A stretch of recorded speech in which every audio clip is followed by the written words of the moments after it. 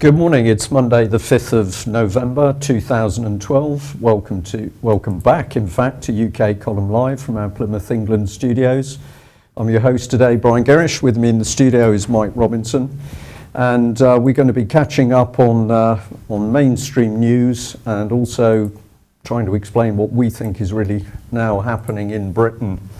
One of the key issues, of course, that's come up over the last few weeks is the subject of paedophile activity around the BBC showman Jimmy Savile.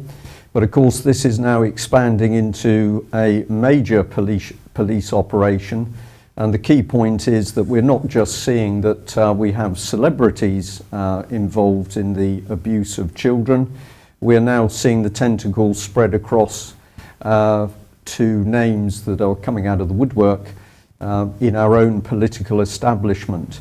And of course one of the people that's been digging deep on this subject is Patrick Henningsen, who we should have with us now on Skype. And I believe Patrick has got some fairly stunning information to share with us about what has been happening around the paedophile scene at the moment and what is now starting to emerge about our own politicians. Are you there, Patrick? Hi, Brian. Can you hear me okay? Yes, I can hear you. Little bit distorted for me, but if it's okay, mainstream, that's fine. Okay.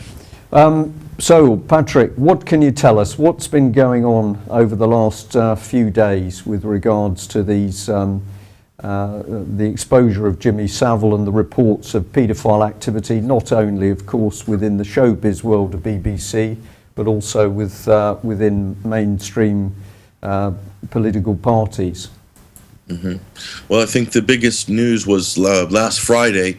The BBC's Newsnight was due to run an expose, and all signals were pointing at the realization that they had a major top Tory powerful politician as a name. And the witness for the Newsnight investigation ended up, or the BBC, he named the person, but the BBC couldn't run that film because of threat of lawsuit, libel action. We've seen that before. And further investigation by people like the Daily Mail and so forth spoke to this gentleman who was a victim of paedophile gangs at a North Wales children's care home in the 70s. Now he's identified this particular powerful politician who was coincidentally also named by other children in a previous investigation in the 90s, a major inquiry into that incident. But at both times, the police struck off these allegations as fantasy. Okay, so here we are. This is resurfaced again so many years later, and the BBC has been accused, maybe rightly by some people, as bottling the investigation. Michael Crick, Channel 4's Michael Crick, knows the name. The name is also known by the BBC team. The name is known by the police. But because of all these reasons, and rightly or wrongly, we live in a nation of laws, and the law protects people against libel by the press. The name is not going to be known. And now Steve Mesham, the witness, has said on record that this top Tory powerful politician has also threatened to kill him if he dares mention his name. I don't know if that threat was made when he was a child or if it has been made recently. That wasn't so clear in the police correspondence that I read. Right. Well, of course, Patrick, this is a very difficult subject for many ordinary people. This is just really it's nearly beyond their belief system that this sort of thing is going on. Not only dirty old men in raincoats, but we've now got people in high profile within the media, and now we've got talk about politicians. But of course, death threats are a standard part of grooming by paedophiles. So whether it's telling, whether they are telling a child that if the child doesn't acquiesce to what they want done, the child will be killed, or very often it's a friend of the child is threatened with being killed, or even pets, So this type of threat, which is being reported, of course, is not something which is extraordinary. This is actually a standard part of this horrific activity by paedophiles, and I think it's important to flag this up with the press. What do you make of the situation at the moment? It seems to us here in the UK column that we've got the mainstream media still tending to focus on the fact that, well, all of this abuse was going on with Savile. He's dead. There may have been politicians involved, but they're dead as well. And we may have a living person, but of course nobody can mention that person. We seem very good at protecting people who are being accused, but we're not so good at protecting the children as victims. What are your thoughts on this? Well, there's this powerful name. There's other names of living people currently known in a list kept by the police, and also by an independent investigations where victims have been coming forward in the last month. And it is a bit frightening to know that these lists of names exist right now today and may never ever see the public day of light. That's a frightening prospect. But as you know, Brian, from your research into this subject, this is a problem that seeps deep into institutions. Particularly, we're talking about public institutions like the government, like the police, the judiciary, and especially the child services. But on a positive note, I ran a story on 21st Century Wire yesterday that just outlined a new trend, which I think is very encouraging, especially for the alternative media. Now, the alternative media and the mainstream media seem to be two diametrically opposed bodies in terms of the media and the culture, but they seem to be coming together.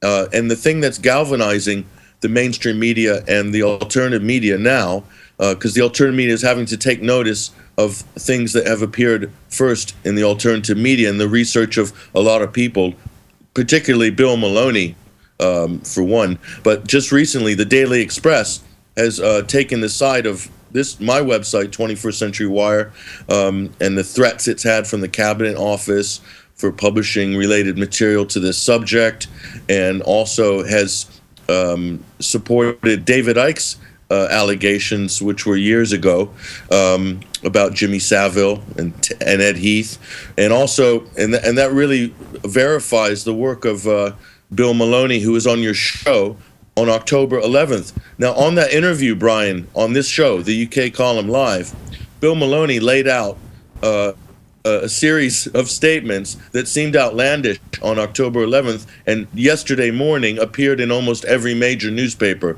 And that is that Jimmy Savile had a relationship possibly with Peter Sutcliffe in Leeds, and also, he was talking about other very dark and seedy aspects of this case, like necrophilia and many other details in Bill's interview. You can go encourage people to go back and listen to Bill's interview, because it came out verbatim in the papers yesterday. So the mainstream media is paying attention to the hard work that's being done, and it's this subject of child abuse that has galvanized that, and I think that's a very positive trend. So you're saying, Patrick, that essentially we're starting to see the first signs of mainstream media, particularly the mainstream newspapers, beginning to realise that the quality of the information that's coming out on alternative media is such that they feel that they can start to work together with us to tackle this issue of the child abuse?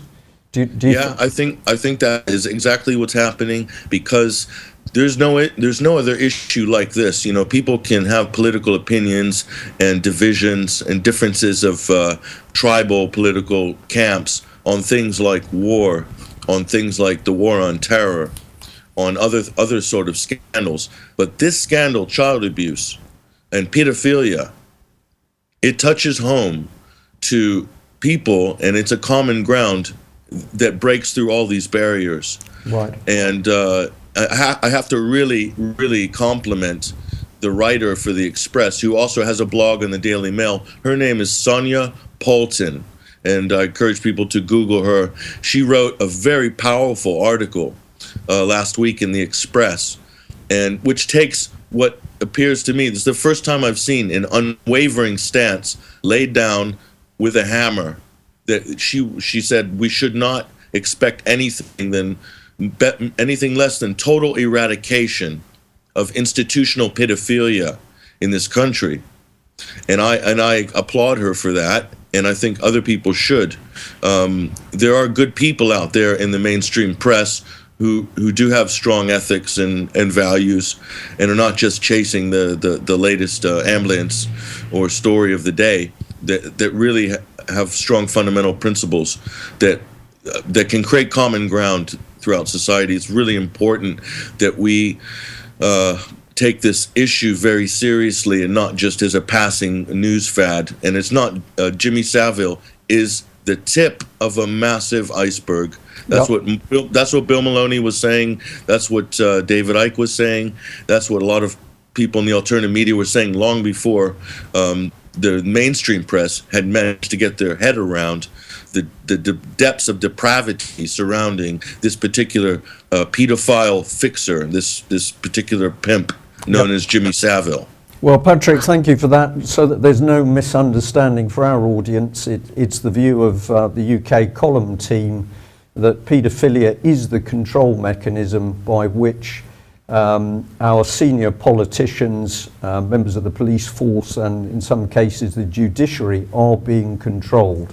So as we see this political agenda unfolding of the dismantling of this country, these people are being controlled by the fact that their activities in paedophilia, this is being held over them.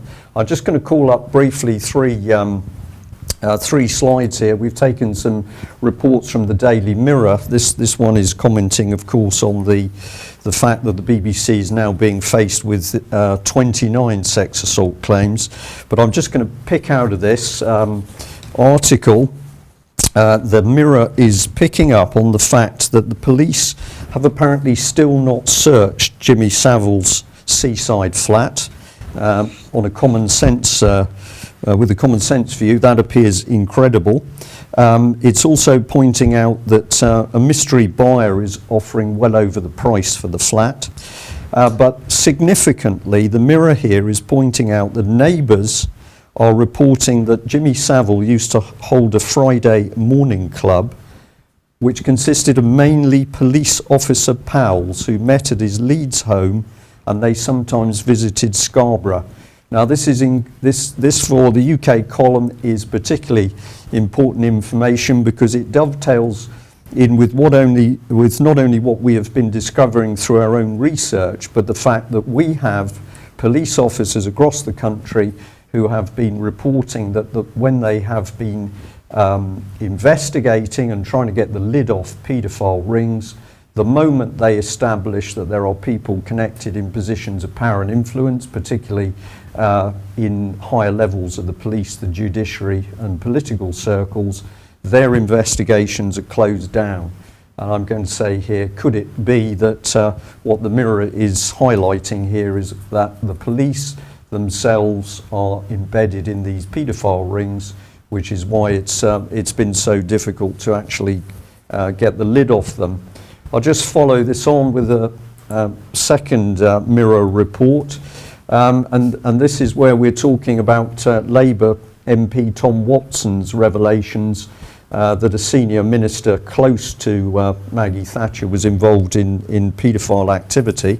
Of course, this is referring to another person now deceased, but however, all of the people who are investigating this very, very dark subject are saying that the evidence shows quite clearly that the activity is not only going on today, it's going on a scale which is truly shocking. finally, just on this subject, we've got here, I think it's the Children's Commissioner in Wales is calling for an inquiry. It's quite interesting that slowly but surely this stuff is starting to expand into the mainstream press. And what I believe is going on is that people who've been controlled in the media up to now, they've learned a little bit, they've tried to publish stories, and then the editorial board are pulling it due to pressure from elsewhere. I think these people are beginning to come to the fore, and the same is beginning to happen with the police. But ultimately, if, as we believe, we're in the situation where senior British political people are involved in paedophile rings, and indeed paedophilia is being used to control the political activities of British politicians, this country is in a very, very serious situation unless we get to grips with it. Patrick, two things. One, we hope you'll join us on Thursday.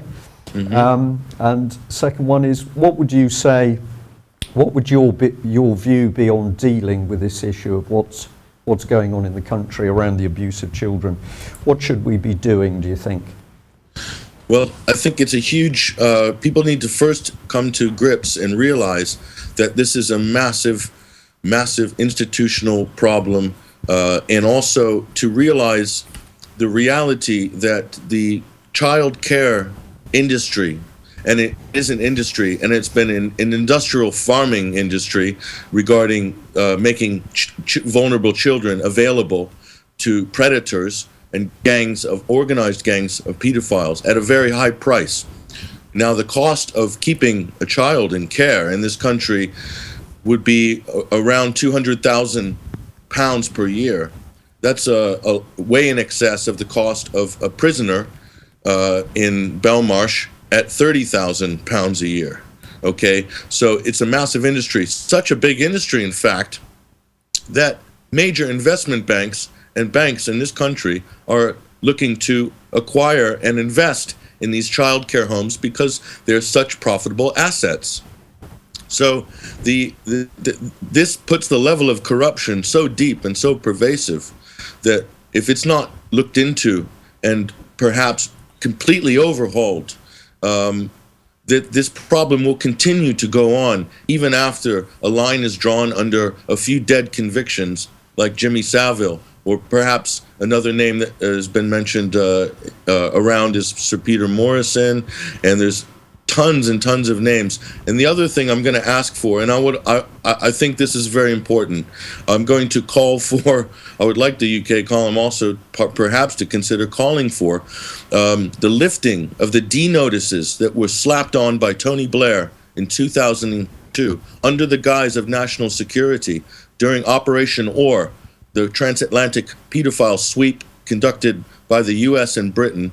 Now, some big names came up, and Tony Blair slapped a D notice on all of them for 100 years for national security. And his justification was, we're about to engage in a run-up with a war with Iraq, therefore this can't be put into the public arena at this time. Now, I think we can all agree that the Iraq war situation is no longer on, and this national security notice used by the Blair administration is irrelevant and has expired.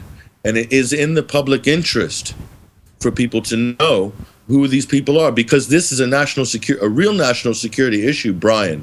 Yep. Is that there could be members of government who are blackmailable by foreign interests. Okay, and that is something that should be of concern to Britain.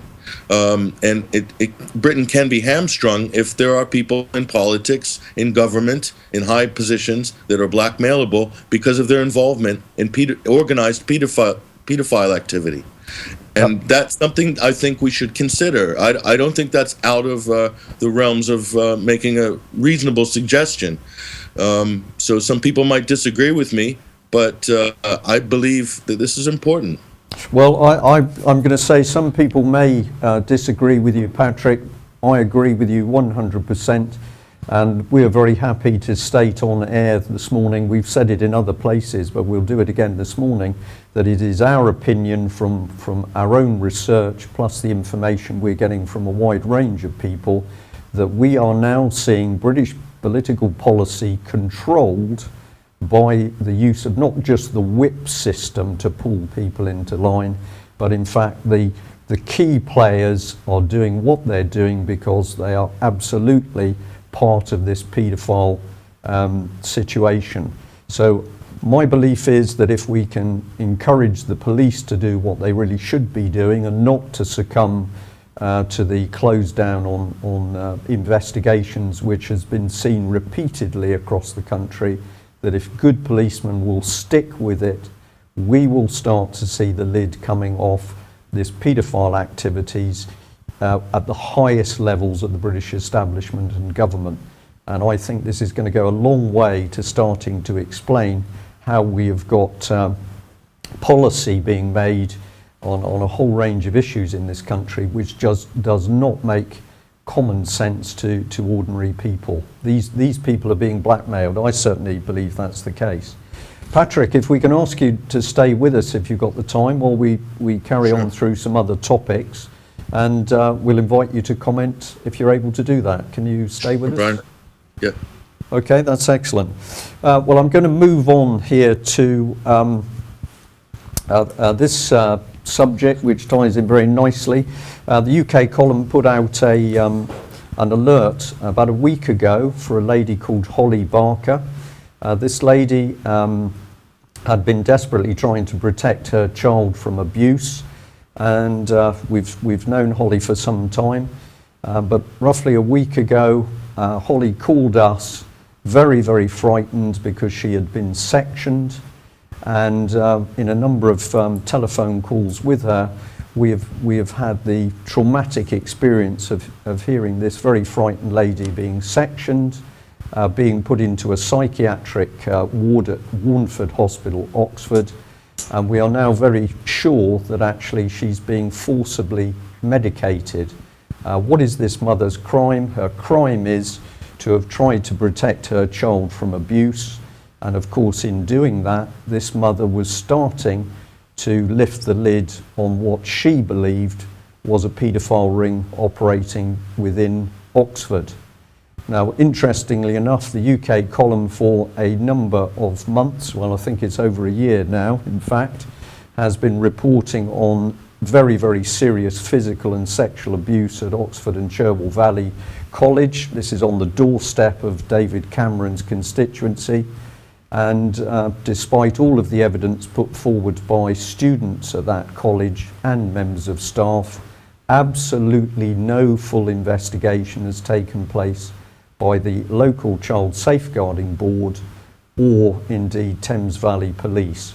So we're just going to put out this update on this lady, Holly Barker, held within a ward at Warnford Hospital. And we know that this lady now has no contact with any friends or helpers because the psychiatric team have deemed that this is not good for her, and they have simply said that she can have contact from her family, but since her family are based in South Africa, this is of course impossible. So welcome to Britain in 2012. If you try to protect your child or speak out about paedophile activity, you can now be sectioned. We'll bring you a further update on that in due course. Moving across to what our politicians are up to, David Cameron has been hitting the headlines, having disappeared out to talk to Gulf leaders about selling 100 British-made fighter jet, of course, worth billions. Now, there's some very, very interesting articles, not only just in the Telegraph, but also reported in The Guardian, for example. And I'll just quote here from The Guardian, which says that Cameron has been irritated by claims that he uses his overseas trips to sell defence equipment to countries with questionable human rights records, and he's made arrangements to minimise the media coverage of the trip. Now, this is an extremely interesting statement. We have our Prime Minister going abroad to help with arms deals, and yet when the press quite rightly are trying to report on it, Mr. Cameron is trying to close down yet again on the free press. So we're going to say we're going to keep an eye on what Mr. Cameron is doing. Remember, of course, that Cameron and a team of arms dealers visited Egypt immediately after the Trouble. So this is part of a common policy by Mr. Cameron to help peddle the sales of arms in regions which are particularly unstable. If we follow up on that, Mr. Cameron is also taking a few hits in the press on the fact that more texts are emerging between him and Rebecca Brooks. And what the papers are finally starting to pick up on, of course, is that David Cameron appears to have deliberately withheld emails between himself and Rebecca from the Leveson inquiry, whilst at the same time he's pushing the Leveson inquiry to investigate everybody else. So we've either got pure hypocrisy here or something more sinister is at work, and we would certainly suggest that the real game of the Leveson inquiry is, having created a storm about phone hacking and about bad behaviour by the media, what Leveson's job is, in reality, is actually to now produce a very draconian set of rules to stop the mainstream press reporting. But I think with regard to Mr. Cameron, certainly hypocrisy is the correct way of describing it. Anything to add on that, Mike? No. Keep going. Brian, can I? Yep. Go for it, Patrick. Brian, I just wanted to add on the David Cameron arms dealing situation. It's important to see this incident in the context of a bigger trend, which is we saw Tony Blair doing exactly the same thing with the Saudi Arabian and the British aerospace and the backhanders. And what you have is the public electing a government, and then the prime minister using that position to act as a sales rep for certain military industrial companies, and in effect they're auditioning for their career after they leave Downing Street to work for companies like the Carlyle Group and many other international consortiums. And again, this is resume building, CV building while you're in office on the public dime to secure your career after politics. And it doesn't matter if it's Labour or it's Conservative. They both run the same agendas, and that's been proven time and time again. So if you think that you're on the good side of the left-right paradigm or the bad side, there is no good side or bad side. The two parties are working identically in their modus operandi, and that's been proven by this latest revelation about Cameron. Yeah, Patrick, thank you for that. We've just been doing a little bit of reordering while you're talking, because we're on what we think is a very important thread with you here. But the Guardian's been reporting that the Syria's opposition have been failing to show a united front at a Qatar conference. It adds that the Syrian National Council refuses to support a US-backed plan that would sideline it, but may be forced to accept a compromise. So I'm not sure whether you're aware of this article, but the Guardian is certainly saying that all is not well in obviously the world elite's plan for a complete takeover of Syria. Would you be able to comment at all?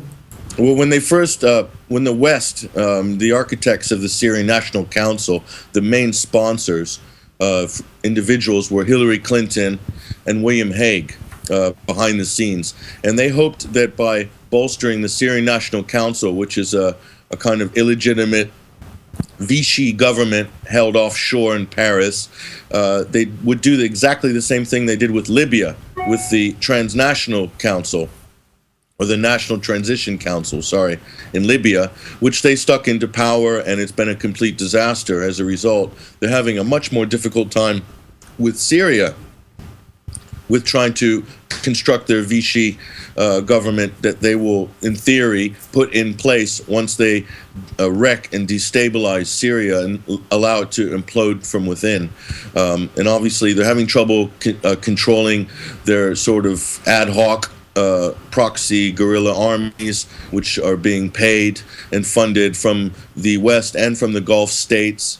We have people from this country and from the United States demanding that more arms be shipped in. In fact, Christopher Stevens, in Libya, who unfortunately met his death during the Benghazi incident on September 12th. There's allegations that he was in fact fixing the arms deals and shipping ex-Gaddafi arms stock to Syria.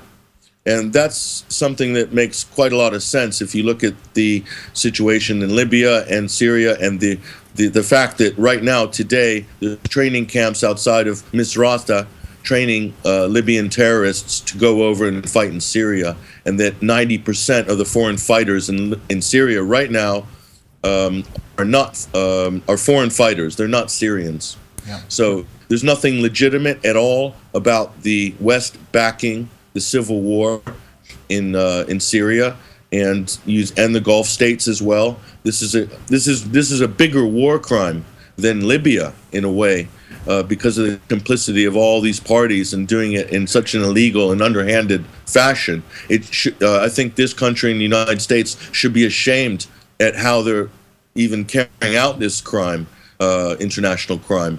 So I think we could. Sorry, Patrick. Go ahead. Yeah, go ahead. If you look at how Libya has played out in terms of the post-Gaddafi period, it'll give you just a little indication of how chaotic and cutthroat it's going to be in Syria after the Assad government collapses. Yeah, I was just going to say that we have got this incredible situation at the moment. I know that you're touching on world politics, but if we stay focused on Britain at the moment, we've got Britain where we cannot cope with our own economy, we can't cope with education, we've got our national health system falling apart, we've got an emerging chaos in this country, and yet we've still got British leaders going overseas as if they can solve problems in other countries. I mean, it's becoming ever more obvious that our senior politicians seem to believe, well, perhaps as Mr. Blair did, that they're on God's mission. But at home, we're seeing increasing chaos due to their incompetence or a far more sinister political agenda. What's your thoughts on money, Mike? Because at the end of the day, this is the root of all evil. This is HSBC setting aside a further £500 million of their so-called profits for paying the fines that they're going to receive as a result of money laundering from Mexican drug money. But of course, HSBC has been at the centre of drugs money laundering for 200 or 300 years now. The British Empire, which was the British East India Company, used the opium trade. We fought 2 wars in China over the opium trade. This is a fundamental part of our British history, and certainly since the Glorious Revolution.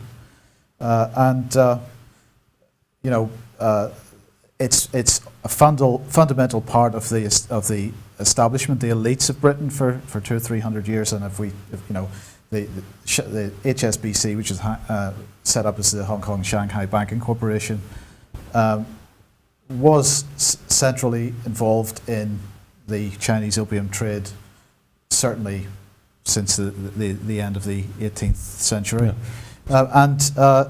The key figures that set up that were working in the British East India Company at the time, the likes of Thomas Malthus, who we know was a eugenicist, Adam Smith, the economist that everybody reveres these days.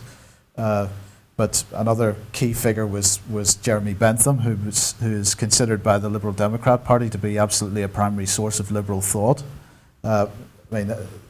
Jeremy Bentham, he's considered a gay icon because he wrote a book called In Defense of Pederasty, and we're getting back into children again. Yeah. This primary source of liberal thought was also proposing that prisons should be set up so that criminals, what he called the indigent and the retarded, and their children should be in prisons, forced labour. Yeah. So this is has been for several hundred years the absolute fundamental basis of British government. Yeah, so we dig deeper into what's happening politically. Of course, we come to who's funding this, and when we really start to look into the history of the monetary system, we're coming back to not only people involved with huge amounts of money, but people who had political opinions and agendas. Right. So it should be no surprise that HSBC is having to pay fines for laundering money, because that's been their raison d'etre from the beginning. Yeah, and I'll just quote here from the Guardian. It says, Standard Chartered has also come under scrutiny for allowing terrorists and criminals access to its banking facility, while Barclays admitted playing a part in the Libor rigging scandal.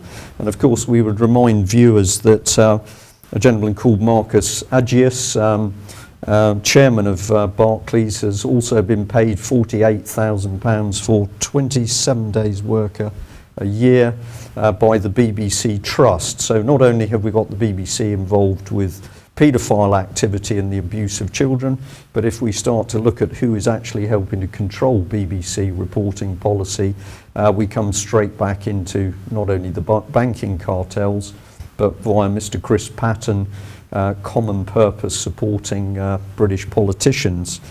The article goes on to say that the Royal Bank of Scotland is expected to be fined for its part in the Libor scandal, and Barclays faces another potential fine following claims it rigged the price of electricity in the US. So it's quite remarkable stuff. This is not reported on mainstream media. It is being reported in the press, but when you draw the picture together, we've got absolutely fraudulent, corrupt international banking cartels who are manipulating not only the media but politicians as well. And certainly if we come to people who know what is really going on in the abuse world, what we are saying is that these financial institutions, of course, do have the money to get this world system of child trafficking and abuse operating, so follow the money. We'll just do another couple of articles. We know we've run over time, but that's the beauty of UK Column Live, flexibility and no licence fees. We've had some interesting information coming up over the EU at the moment, and of course we've apparently seen a split in the Tory party as EU rebels have actually sided with Labour to vote against the government. Now this seems to be a very extraordinary situation, because rebels sided with Labour and in particular Ed Balls. We should remember that Mr. Balls is a strong supporter and attendee of the Bilderberg group. So there's something going on below the surface here. It appears that the public is being given a puppet show that yes, there's revolt in the Tory camp over the EU, but can it really be true that we've got hardline Tories mixing it with the likes of Ed Balls? Don't know whether you've got any thoughts on that, Mike. Well, last week, Ambrose Evans Pritchard made, I think he was the first person to break the news that Theresa May is intending to wipe out the Pillar 3 part of the European Treaty, which is all the legislative stuff. So there's clearly some repositioning going on within the Tory party and without. Pritchard's view was that she would probably opt back into most of what was most of the legislation that was supposed to come into force under Pillar 3. So it remains to be seen exactly how that's going to play out, but there's clearly some repositioning going on. It's going to be interesting to watch. Yeah, well, perhaps we can just put a bit more emphasis on this for viewers and listeners, because of course what David Cameron and his colleagues are doing is are giving more and more public money to the EU. The EU, after 17 years, has still not got fully audited accounts, accounts that are signed off. So effectively, British public money is being given into the hands of an organisation which cannot account for that money. If this was happening at a local council level, this would be malfeasance in public office, which is a criminal offence. So could it be that the British Prime Minister and his colleagues are also now engaged in criminal activity by giving away public funds to the EU? We wait to see how that develops. Final story here relates to the subject of police commissioners. And of course, we've seen great turbulence in the police over recent years. We have the extraordinary position where the Association of Chief Police Officers, as a private company, are setting police policy. But we've now got additional turbulence with the vote on police and crime commissioners. And the Telegraph here is pointing out that just 1 in 7 people may vote for these so-called new police watchdog people.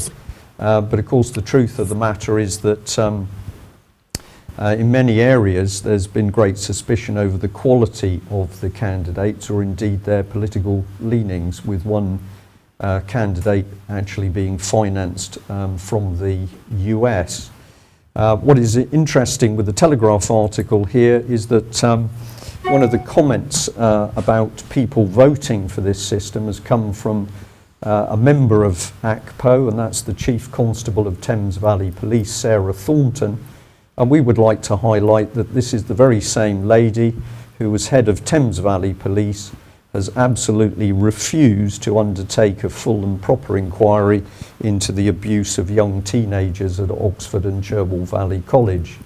And indeed, when the UK column has asked for comment from the press team within ACPO, they have simply passed that request on to Thames Valley Police, and as with the rest of the OCVC abuse, there's been a stunning silence.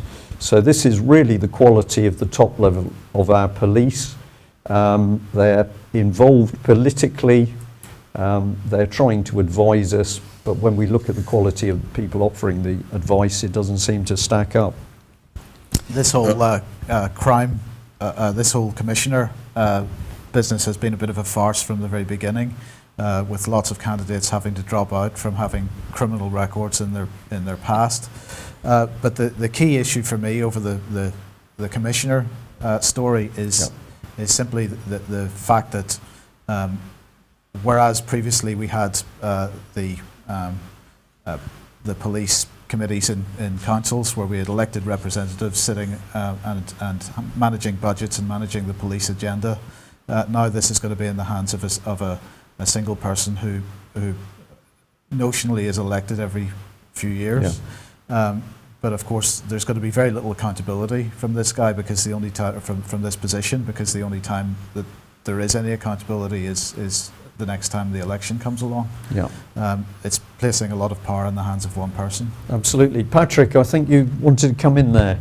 Yeah, I did.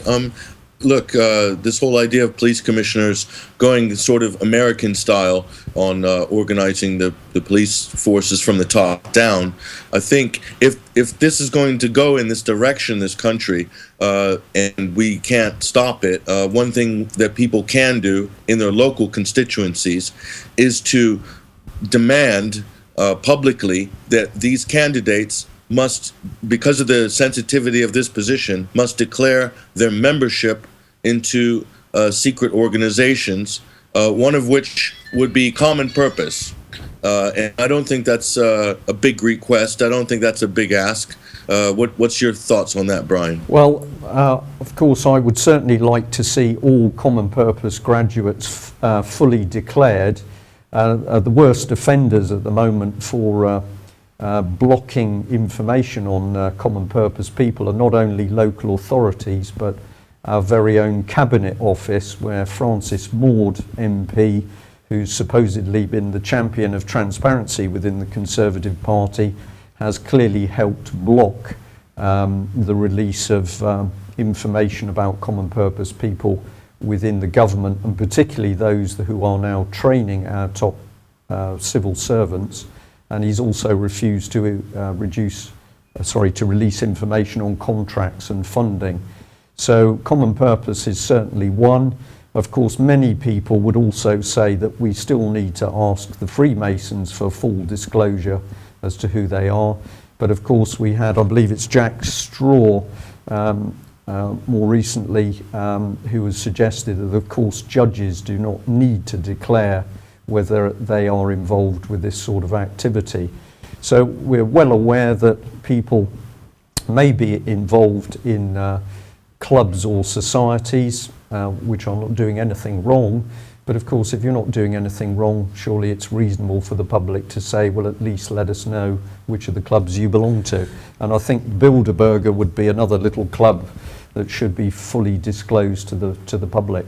Yeah, let's just say it again. You know, the phrase that comes out every time they want to point another camera at us is you've got nothing to hide, you've got nothing to fear, and I think that needs to be redirected straight back in that direction. Yeah, absolutely.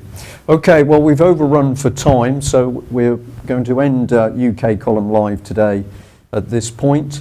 We'd just like to say, firstly, thank you very much to all of the TNS team who were in Dublin over the weekend. We travelled over and met with some really excellent people who are doing similar work in Ireland as to our work here in UK. And there was also a large contingent who travelled over from Scotland, and it was very, very interesting to hear them talking about what the Scottish people really think. Not only about events in Scotland, but the current drive for so-called independence as a region of the EU. And I'm sure that what the weekend's discussions have produced is a much tighter link-up with getting the truth out. So thank you very much for the invite, and well done in particular to the Irish team for all the good work that you are doing.